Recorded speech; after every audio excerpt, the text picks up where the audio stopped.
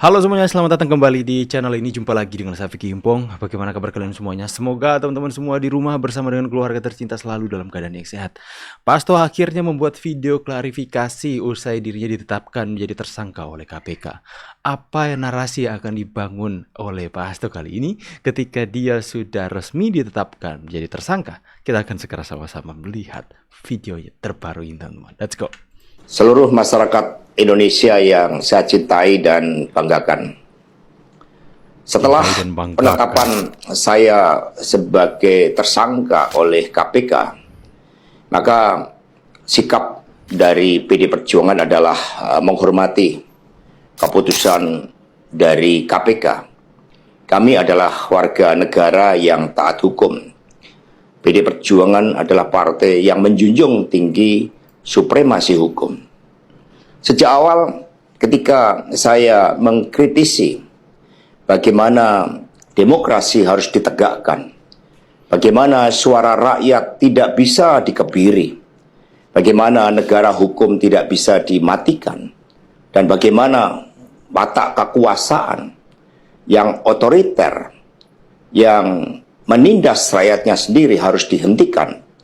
Saya sudah memahami berbagai resiko yang akan saya hadapi.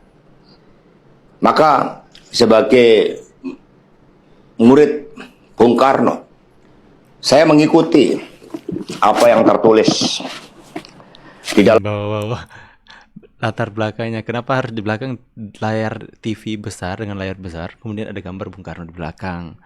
Mau menunjukkan pesan apa ini, Pak? Perjuangan apa ya? Dalam buku Cindy Adam ini, inilah kitab perjuangan saya. Dan seluruh kader-kader PD Perjuangan sekarang memasuki tahap bab 9. Di mana Bung Karno ketika mendirikan PNI, prinsip yang dipegang adalah non-cooperation. Demi cita-cita Indonesia merdeka, demi rakyat berdaulat bisa berserikat, berkumpul dan menyampaikan pendapatnya, maka penjara pun adalah suatu jalan dan bagian dari pengorbanan. Cuma di Indonesia apa ya? Koruptor bebas untuk membangun narasi, membangun sebuah opini di tengah-tengah masyarakat bahwa mereka ini ditangkap bukan karena korupsi katanya, tapi karena ingin menegakkan demokrasi Indonesia, maka penjara pun menjadi jalan. Astaga. Adalah jalan, penjara adalah salah satu jalan katanya. Kalau memang KPK mempunyai bukti, ini kembali lagi ya, membangun framing-framing yang seperti ini. Tujuannya agar supaya ini memberikan sebuah pemahaman atau penyebaran opini tengah-tengah masyarakat bahwa mereka ditangkap bukan karena kejahatan, bukan karena melakukan korupsi seperti yang dituduhkan oleh KPK. Mereka ingin membangun sebuah framing bahwa mereka ditangkap karena ingin menegakkan demokrasi di Indonesia. Apa?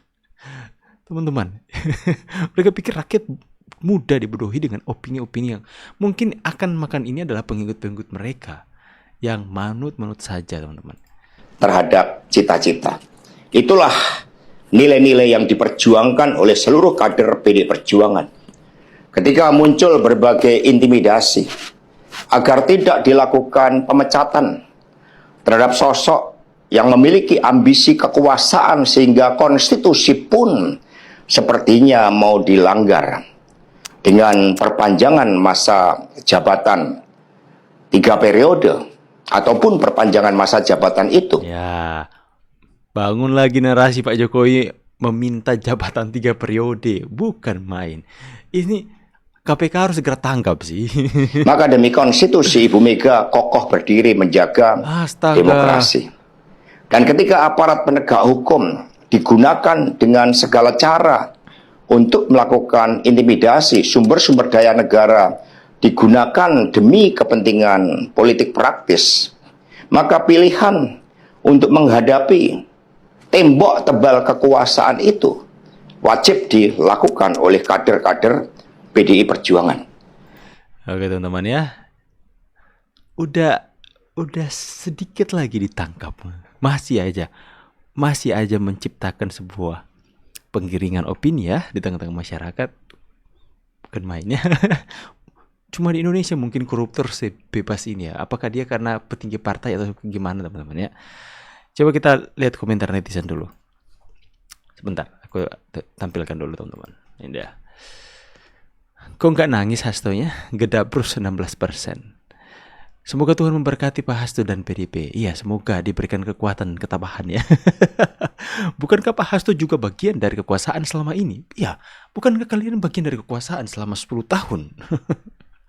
Aduh, gedabrus. Taat hukum, masiku di mana?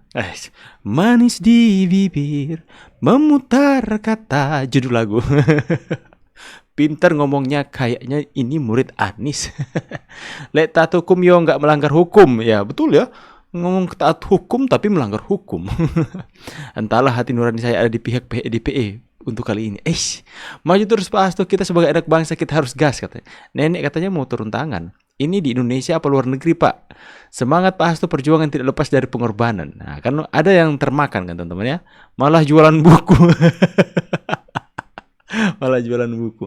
Semangat Pak Hasto. Kami bangga ada bersama di Partai Demokrasi Indonesia Perjuangan. Gak butuh ucian, wes endang serahkan diri. Nunggu komentar yang 58%. Maju terus kayak Pak Tarno. Tangkap, penjarakan.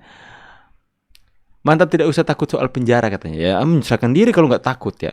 Tetap saya salut dengan PDIP walaupun bukan kader. Jika itu mengasihkan.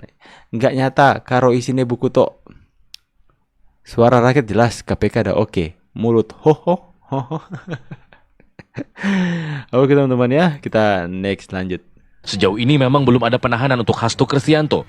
Namun Yasin mendesak KPK segera menuntaskan penyidikan terhadap tersangka Hasto karena menurut informasi yang ia terima, Hasto justru sudah berada di luar negeri.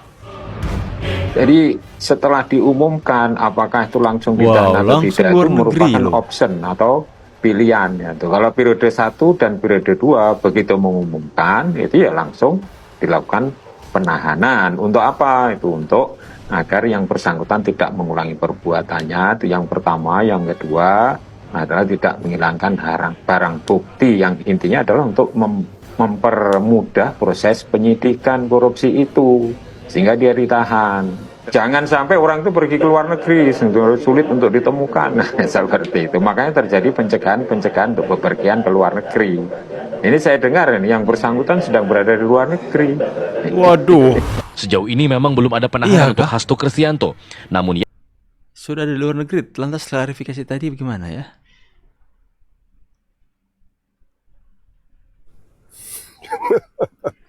Kecewa setelah gagal mencoba menguasai Jokowi, playing victim gaya PDIP. PDIP menyampaikan permintaan maafnya kepada publik karena telah melahirkan Joko Widodo di panggung perpolitikan Indonesia. Permintaan maaf itu disampaikan oleh Ketua DPP PDIP Deddy Sitorus pada Kamis 19 Desember. Aduh, udah malas bahas Deddy Sitorus. Pak Prabowo bertemu Pak Jokowi, kode apa lagi? Apakah ada yang dimasukin ke keranjang kuning lagi? Asik. Waduh, makin panas ini teman-teman ya. Saya tuh curiga ya, mungkin ya, selama ini nama petinggi-petinggi partai, nama-nama besar dalam perpolitikan Indonesia mungkin sudah ada dalam kantong Pak Jokowi informasi-informasi kejahatan yang mereka lakukan. Akan tetapi karena begitu besarnya serangan terhadap Pak Jokowi tidak ingin mengambil langkah terlalu terburu-buru. Karena itu bisa menjadi bumerang yang mereka pakai untuk terus memperbesar isu bagaimana Pak Jokowi mempolitisasi, mengkriminalisasi dan sebagainya. Akan tapi di era Pak Prabowo, Pak Jokowi menyerahkan semua bukti, semua nama-nama tersebut, dan nanti Pak Prabowo ya akan eksekusi. Siapa yang mau bantah? Siap-siap kalian.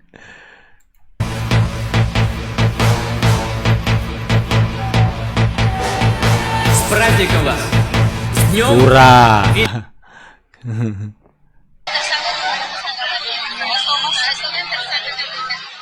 Kenapa yang ditanyakan saya ya? Tanya ke KPK, nggak ada kaitannya ya.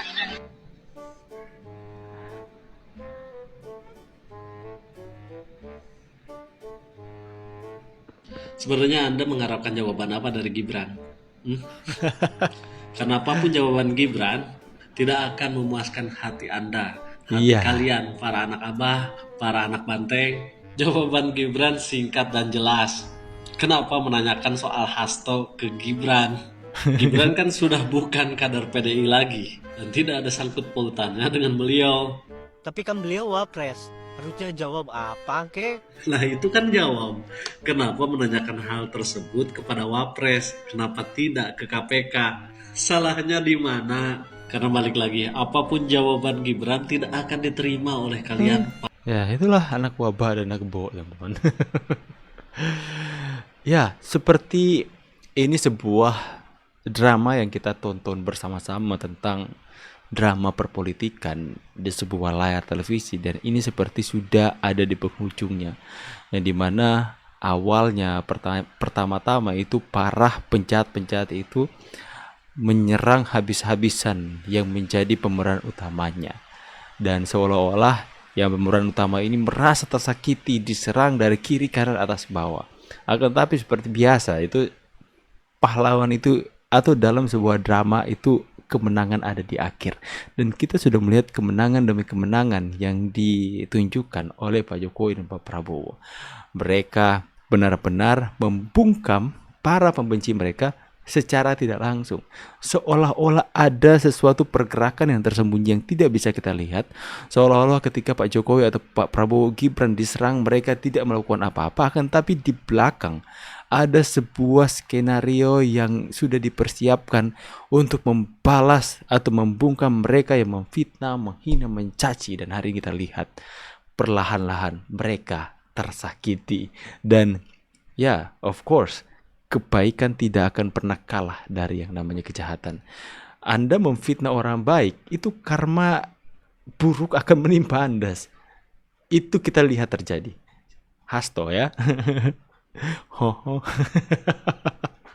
Oke, saya pamit dulu. Tulis tanggapan kalian di kolom komentar. See you on the next video and God bless. Bye guys.